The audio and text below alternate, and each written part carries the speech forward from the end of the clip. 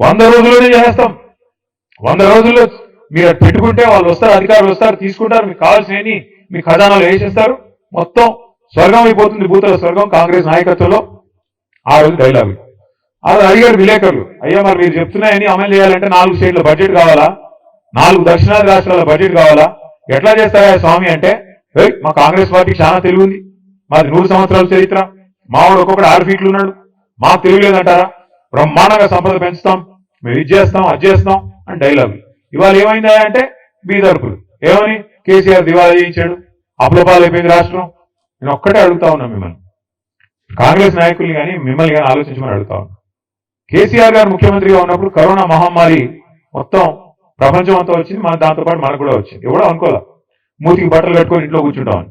కూర్చున్నాం, బతుకుంటే బలిసార్ తినొచ్చు అని చెప్పి ఎవరింట్లో వాళ్ళు నోరు మూసుకుని మొత్తం దాదాపు సంవత్సరంన్నర కూర్చున్నాం.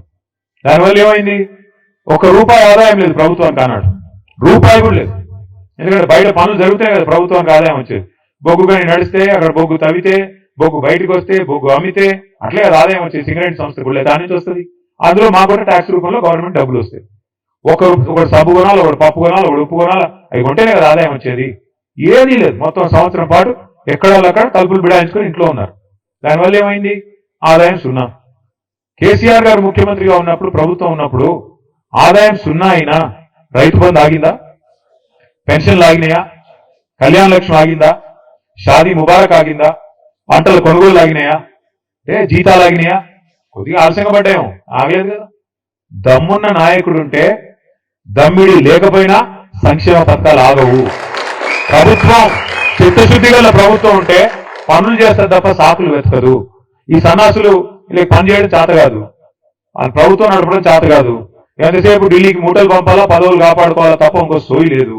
ఏం చేయాలి మరి, తెల్లారైతే కేసీఆర్ తిట్టాలి, తిరిగితే చివరికి పార్లమెంట్ లో కూడా మన వాళ్ళు బీజేపీ ఎంపీ రఘునందన్ రావు అని బీజేపీ ఎంపీ ఉంటే ఆయన ప్రశ్న వేసినాడు పార్లమెంట్ లో, ఏమని, అసలు తెలంగాణలో అప్పులు ఎంత అని కేంద్ర ప్రభుత్వాన్ని అడిగినాడు.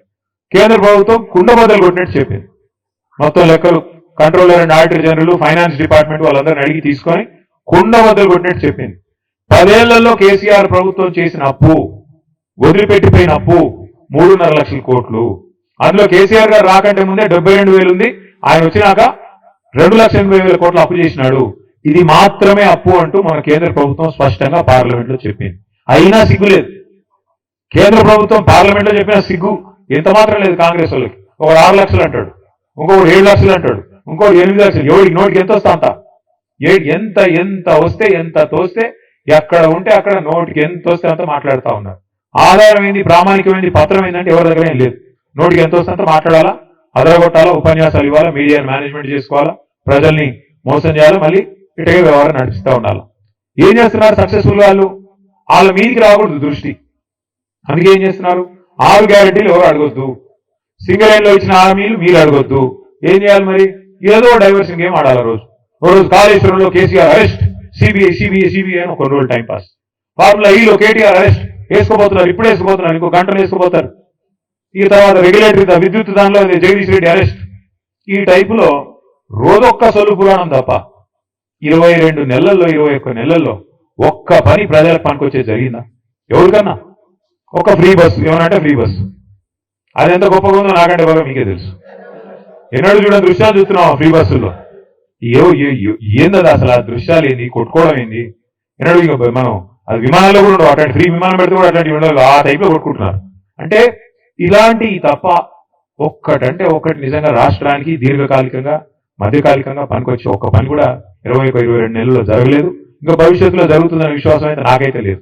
ఎందుకంటే తెల్లారు లేస్తే వీళ్ళకి డబ్బులే యావ తప్ప, ఢిల్లీకి మూటలు పంపి ఎట్లా కాపాడుకోవాలనే యావ తప్ప, ఎట్లా కేసీఆర్ గారిని మన పార్టీని బదనాం చేయాలా, ఎట్లా ఇబ్బంది పెట్టాలన్న ఆలోచన తప్ప ఒక్కటంటే ఒక్కటి పని చేసి ప్రజలకు ఇచ్చిన హామీ నెరవేర్చాలన్న సోయి మాత్రం లేదు, ఇంకా రాదు కూడా నాకు తెలిసేది. నేను మిమ్మల్ని అందరినీ దయచేసి ప్రార్థించేది ఒకటే, మరి చాలా దూరం నుంచి 300-350 కిలోమీటర్ల దూరం నుంచి కూడా మీరందరూ వచ్చినారు, దానికి ధన్యవాదాలు. కానీ మిమ్మల్ని ప్రార్థిస్తా ఉన్నా, మొదటి నుండి ఖమ్మం జిల్లాలో ఏంటో కానీ మనకు తెలియదు. 3 ఎలక్షన్లు కొట్లాడినాం మనం తెలంగాణ వచ్చినాక, 14లో, 18లో, 23లో. ప్రతిసారి మనకు ఒకటే సీట్ వస్తుంది. ఆ ఒకటి అనే సంఖ్య దాటట్లేదు మనం ఎందుకో కానీ. అప్పుడు ఫస్ట్ టైం గెలిచినప్పుడు అప్పుడు ఏం గెలిచింది, కొత్తగూడెం మొదటిసారి, కొత్తగూడెం ఫస్ట్ టైం తర్వాత ఖమ్మం